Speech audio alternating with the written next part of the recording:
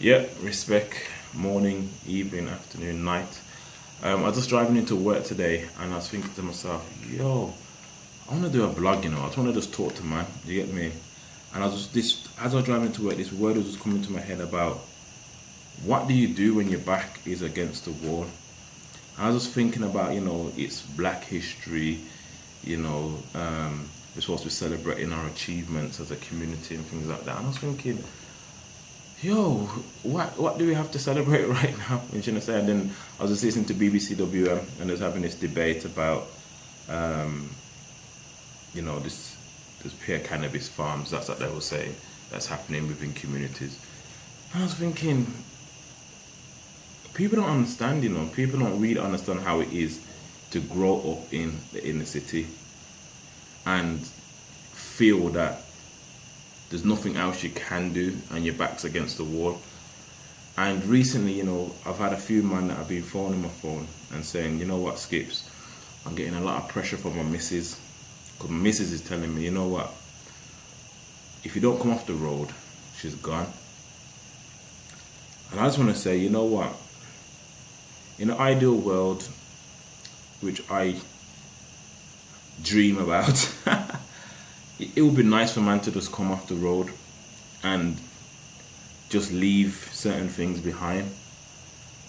But I wanted to say that, you know what, sisters, you have to understand that sometimes for man that have grown up, you have to understand the context of what we've grown up. You have to understand the class, our culture, the kind of situation that we've grown up in, where it's like, we've grown up in poverty.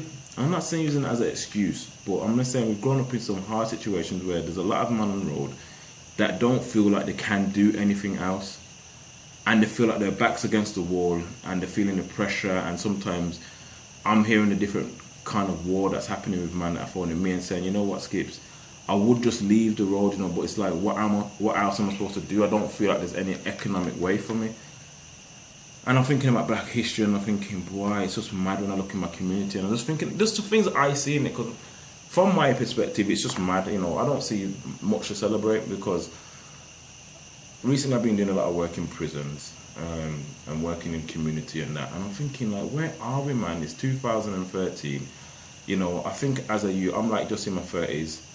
And I'm thinking, like, the older minds that, like, were my role models from the hood, kind of just like outside bookies and just like doing jack kind of thing. I'm not like disrespecting, because I love my community, I love my people, but I'm like what have we achieved, man? Like, there is some amazing people, I'm in other circles where I see people who are doctors, who are doing business and that, but I'm thinking about the root where I'm coming from road, you get me? I'm coming from inner city ghetto. You're trying to say, I don't come from where it was pretty, I come from where it was gritty, and I'm not there anymore, but it's like, it's what I see. And I'm thinking, even the soldiers who have, like, in my generation, who, like, I will look up to and say, yo, them are the man, that's the troopers.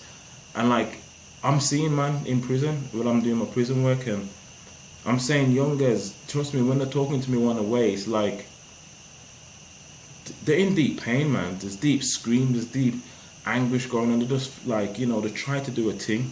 And so I'm not condoning the thing, but I understand the context of why man have to do what they have to do.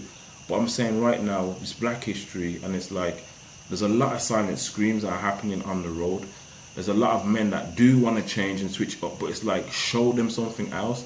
Right now, some people have got criminal records, CRB, things like that. It's like, they can't just walk into a job. It's not that easy. And I'm just saying, I'm not trying to blame the females or anything like that, but I'm saying, sisters, if you're really asking your man to kind of come off what is on, you have to really be there for him, because I'm telling you, the screams, the emotions that he's going to go through, the kind of pain, I'm telling you, it's not no joke. It's like, do you know how it feels like to have to come by as the whoops shopping, or whatever you call it, the yellow labels? Like, sometimes you rather don't have money, sometimes it's like, it's real, it gets real. This system out here ain't there, it ain't designed to make it easy. You have to work really, really hard, and you can do it, and you can achieve, and you can do the things, whatever, on a material level, get your material success. But I need you to understand that it's hard, and sometimes a man just needs a woman just to hold him and just to keep on encouraging him to say, you know what, I believe in you. Not to moan and nag and say, come off, come off, come off. But you have to understand the real of what you're asking, because a lot of men are feeling like their backs against the wall. And unfortunately, I'm seeing it from my job perspective that men are taking it out, and they shouldn't be, on their females through domestic violence. And I'm seeing that at an alarming rate, and that causes me stress. Not stress like I'm stressed, but it causes me concern. You know what I'm saying? It's like, man are just like, man don't want to be doing this. Like, man know deep down in their heart that they don't want to be doing what they're doing, but they feel like there's no way out. And, you know, I just believe, you know, it's Black History, it's 2013, we're still in the struggle, the struggle continues. And I'm not saying that, you know what, even though soldiers, your back may be against the wall and you may be thinking, boy, I don't know what to do. And you may feel like the closest ones to you don't really understand you, and that could be your homies, your soldiers that you roll with, it could be your missus or your baby mother, whatever it is, your partner, and you're just feeling alone. And I wanted to say that, you know what, I understand about those screams, and sometimes it gets really hard, and sometimes you lash out, you say things, you do things to the very people that you love the most, that's in your circle, and it's like, it's mad. But I want to say to you, you know what, just hold the faith, soldier. That even though your back's against the wall and you're feeling the pressure, and you know the system's not on your side, and you know there's other elements that are just against you, you might be feeling like, boy, the system's against me, my missus, my girl's against me, my man them are against me, just everyone's against me, your own family you may be feeling really alone. But I want you to know that there is a God in heaven, man. And I know tough people aren't really on the God thing right now. Some men are saying, yeah, bless the Most High and Jah and the Almighty and all that. But it's like, I want to say that the God in heaven is real. Like, for me personally, when the scream gets popping off and I'm on my Jack Johnson, I've had to, you know, transition off the road. It's like, it was literally on my knees thing, man, and praying and reading a couple Psalms and things like that, and a couple Proverbs. And I know that might just sound like some hairy-fairy thing, but it's the real deal that helped me come off this thing. And I just feel it, man. I feel the soldiers out there, because right now there's a pressure happening, man. It's like the Babylon, you know, Rasta used to say it back in the day, but it's like the system, we call it Babylon system, is putting such a pressure where I'm seeing soldiers who I thought was invincible just crumbling under pressure. Some deep things I'm dealing with from a criminal justice perspective, where man are taking their life and that, like, it's getting deep, like, people are screaming in the hood.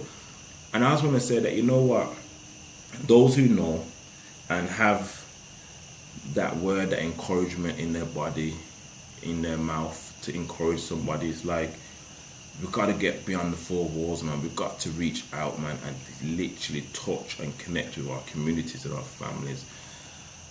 That's all I want to say, is that, you know what, hold the faith, hold the line. It's one love. I ain't Mr. Perfect. Don't think it's that. I'm just want to say to all my soldiers, to the soldiers in every hood, in every inner city, across the world, you know what, head up, soldier it out. Try not to take it out on your missus and the people that you love the dearest, because deep down they love you, and I know you love them. One love, Skipper. I'm gone.